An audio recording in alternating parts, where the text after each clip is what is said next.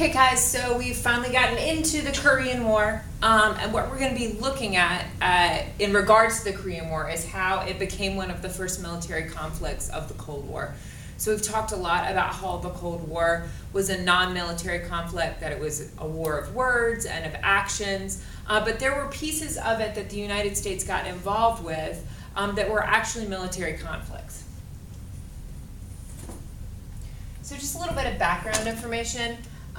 The U.S. had done a pretty good job of containing communism in the late 40s and somewhat of the early 50s in Europe. But since they had focused so much on Europe, areas of Western Asia did not get a lot of focus. So they began that transition of, trying to test around with this communism stuff. And you have to keep in mind that with Asia, areas in Asia, it's super close to China and it's super close to Russia. Both are big communist countries that support one another. So it started off in 1910, during that period of imperialism that we looked at before World War I. Japan occupied the Korean peninsula and was really harsh in its treatment. I think it's easily compared to how the Spanish treated the Cubans. After Japan's defeat in World War II, one of the areas of land that was really debated, much like we saw in Germany especially, was what to do with Korea. So it was divided in half. Okay, the northern part was backed by the communist government, and the southern part was backed by the United States government with freedom and democracy. Okay, so you have the communist side versus the non-communist side. On June 25th of 1950, there's this sudden action that nobody really expected of the North Korean troops beginning to invade South Korea.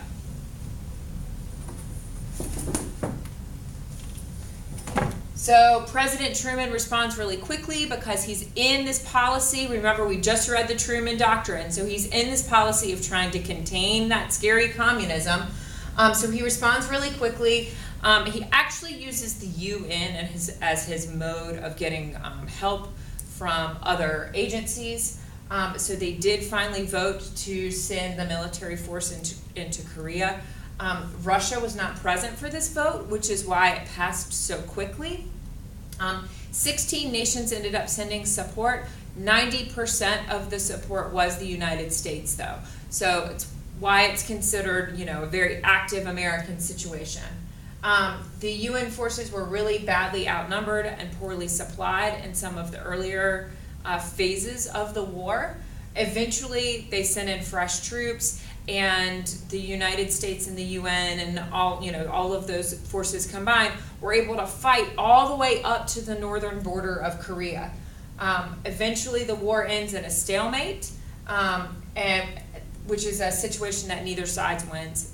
And we're going to look into how that stalemate occurred and where the battle lines were finally drawn.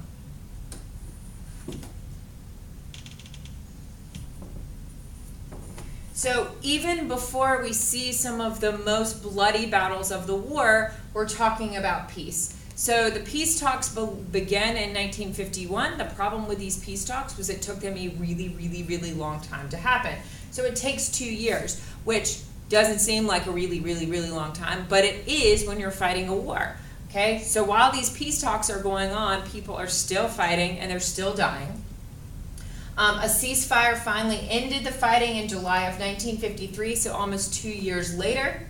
The border remained exactly the same. Okay, so even though the UN forces were able to fight to the northern border of Korea, the Chinese forces were able to fight them back to that middle line. 2 million Koreans ended up dying. There was a demilitarized zone in between the two Koreas, which is still there today, and that's just an area that neither side controls. Okay, and they felt like that was one of those things that would help to declare peace more quickly. Over 30,000 Americans died, 100,000 were wounded, and then 2 million Koreans died. Most of them were civilians. So this, guys, marks some of the concerns that Americans start to have with fighting. You see a lot of deaths, you see a lot of people wounded, and technically there was no land that was added back to anybody's favor. Okay, there are still issues between the two Koreas today because of some of the leftover resentments from what happened in the Korean War. Okay, it's going to be a similar type of event in Vietnam, which we're going to actually look at a little bit later on because it came on later in the Cold War. Keeping in mind that the Cold War spanned really from the end of World War II up through the 1980s. Okay, great. Y'all have a great one.